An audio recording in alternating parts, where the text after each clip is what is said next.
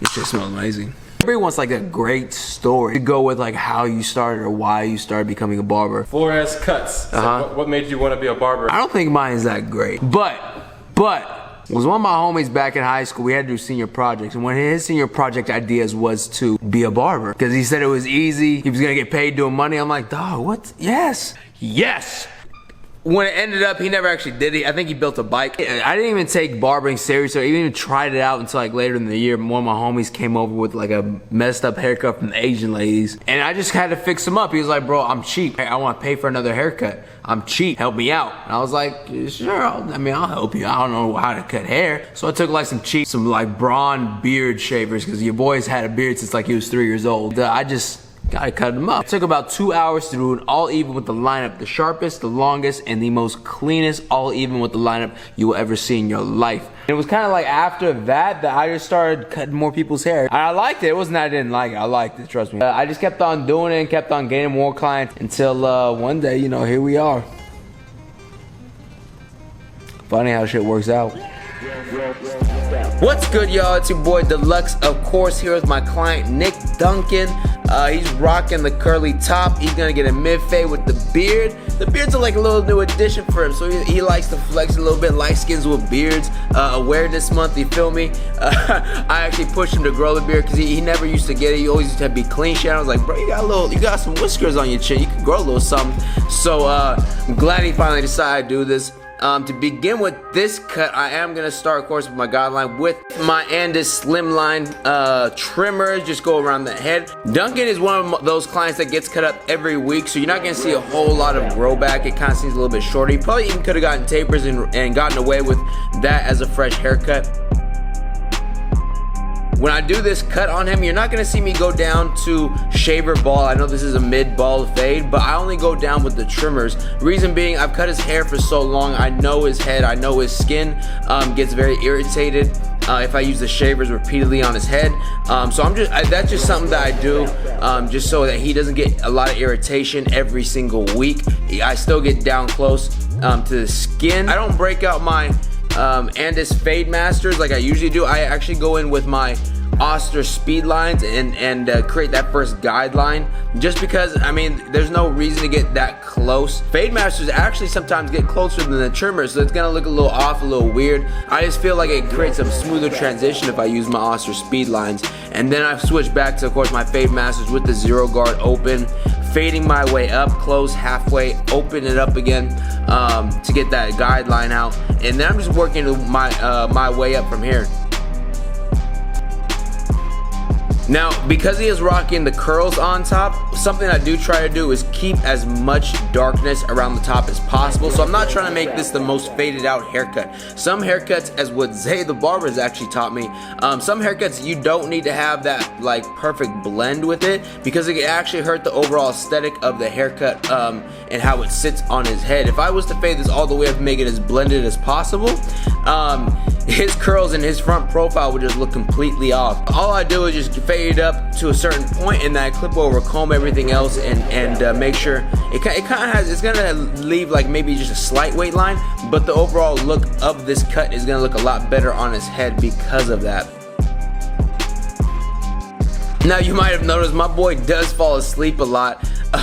You know, I actually used to get a little pissed off at clients, not at Nick Duncan because this is my boy, but some clients, you know, as barbers, we get a little mad when clients do fall asleep, their head be bobbing. It's annoying when that happens, and I used to get pissed off all the time, but clients do have lives, clients do have other things that are coming from into the barbershop. The barbershop and the barber chair is a place to relax in, so I went from a place of being like really pissed off, like, bro, don't fall asleep in my chair. You don't do that in my chair. To really like, yo, go ahead, relax. As long as you're not like bobbing your head up and down, I don't have a problem with it. One thing I will recommend, if you have a client that is falling in and out of sleep and kind of nodding their head off, always keep a hand on the top of their head. That way you can kind of feel when their head's gonna start nodding. You know, when their head nods sometimes, you might skin them, or they nod their head and jump their head right back up, and that's gonna kind of mess you up. It's not gonna be good for the haircut. They're gonna be mad, you're gonna be mad.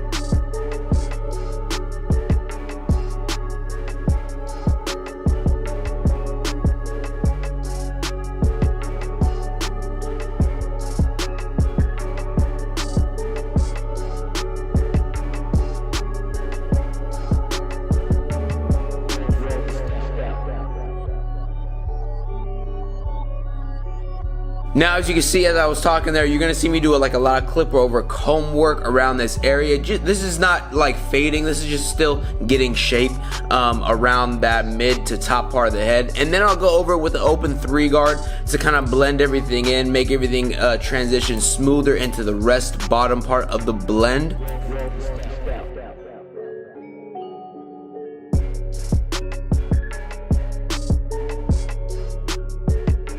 And then we're just gonna go ahead and start with the lineup. Like I said, I don't bald them out all the way around the head, but you will later on see me kind of just bald out right around that sideburn area. That's just create like a little bit more crispiness, a little bit more sharpness. Of course, I take out my ES3 blade on my Slimlines because those do get a lot closer than my regular Slimline Pros. So I mean, the hair is just gonna stay shorter. It's gonna last longer throughout the week. And with being said, with cutting a client that comes in to you weekly, you still want to keep that cut as perfect as possible. I know for me, my ego got into it when I first started cutting hair. You get a client that comes to you every week, you kind of get into these bad habits. Maybe you push the line back one time, you just keep on repeating it because you don't want to, like, it's just something that is natural to do all of a sudden.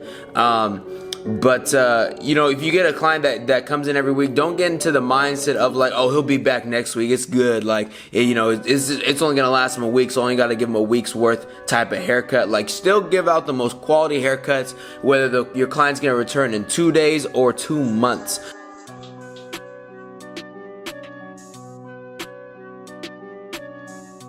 Now, as I'm going over the lineup on him, of course, like, he comes in every week, so there's not a whole lot to like really line up. It's really like a nice little touch up on his lineup. I'm not trying to push his line back. I'm trying to keep it as natural as possible because he does come in every week. Like I said, I don't want to get into bad habits. He's gonna be coming in, it's gonna be fresh for that week. It's just something that I do when I know a client is coming in regularly, is just to keep that line more natural, but still as crisp as possible.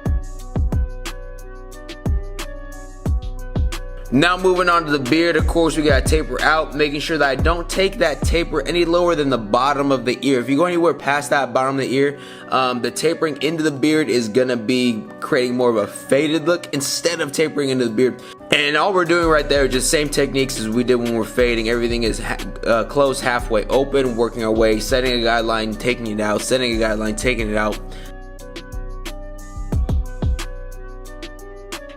And then moving on to the lineup part of the beard, of course I start by the corner closest to the mouth and work my way up the jawline.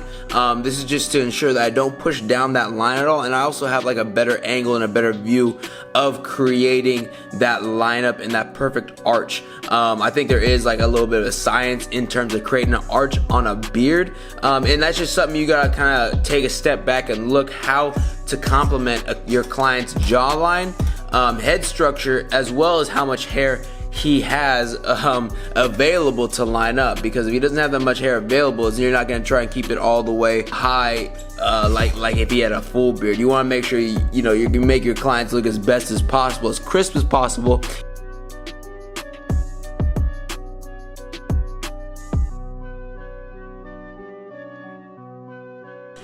Next, I'm just gonna go ahead and apply a nice light layer of shaving gel. This is, I think this is my exotic shaving gel. I'm kind of running low on that, so I need to re-up on that. And then I go ahead and whip out my Barbersign Productions straight razor, along with, I know I get a lot of people ask me what blades I use. I didn't get it here on this video. I might get it on the next video, show you the packaging, but I use Personas. I think those are the sharpest. They get the sharpest lines for me right now until I find and discover a different blade that I like. But I like the quality of those blades. They come in like a little blue box. They're double-sided, so you can break them in half. But still just keeping everything as natural as possible. If you guys watched my videos before, I do go over the beard a lot. I'll put in a line, take off the shaving gel and wipe off any excess stuff away, then reline it about 2 or 3 more times, just to ensure that hair is as crispy as possible before I apply the hair fibers. So I'm just gonna apply a nice light layer of hair fibers. I've actually gotten away from using the Enhance card. I do use Enhance hair fibers. You can get these hair fibers on therichbarber.com, but I've actually gotten away from using the card. I just feel like when I put it on like kind of freehand and kind of put it in a direct area and then go over with the trimmers and everything and reline it up, I actually get a better line, a crispier line, and it looks a lot more natural. Sometimes with the card it gets a little blocked up or a little bit too dark. And then of course, you know, I didn't have that much promotion on this one for my products, but that is Deluxe Beach Spray that I just sprayed on his hair. I just apply that to his curls just to give his curls a little bit more definition. Of course, I hit it with the curl sponge afterwards. It's nice and light on his hair. It's gonna create a great shape afterwards, and it's gonna hold the shape as well, so his curls are gonna be having a lot of life afterwards. I'm gonna go ahead and hit them and shape them up actually with the little Wall Seniors. I didn't use these during the cut, but I did just use them for that quick little shape up. And that is the mid ball fade with a beard, of course tapered in beard as well. Very natural, very clean. It would last him more than a week, but my boy always wants to stay fresh. Always gotta be staying fresh, Nick Duncan. I know you do. So I appreciate you guys for watching this video, this tutorial. Don't forget you can buy any of my products on deluxe.com. Link is down below. And I'll see you next week on my channel for another installment of Deluxe Sundays. Alright, we out, baby. Hey, stay tuned to find out who Kiki is, alright? That's your girl? Kiki's my girl.